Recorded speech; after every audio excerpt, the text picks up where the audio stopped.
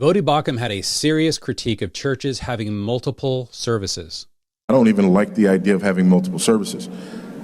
You go that far? Yes. Because why? I would argue that a church is a gathering, and once we start having multiple services, we're no longer a church. We're multiple churches that use the same building. Is that a bad thing, though? Yes. Why? Because the Bible's clear that we should be a church. We should be a gathering. But there's practicality to that. I mean, if you're going to do it, just go ahead and be honest about it and say that there's a church that meets at this time and a church that meets at that time. Different name, if you will. Just it's a different. It's because worship is that important. Is that what your core is? Ecclesiology is that important. Right. The nature of the church is that important. Ecclesiology is that important. Vodi put his theology ahead of what was most practical. So what ecclesiology is he talking about? The New Testament described the local church as a body.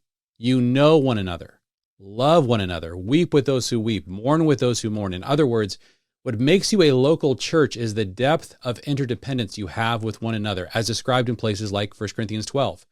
So at a certain size, and certainly when attending totally different services, that kind of interdependent body life becomes impossible.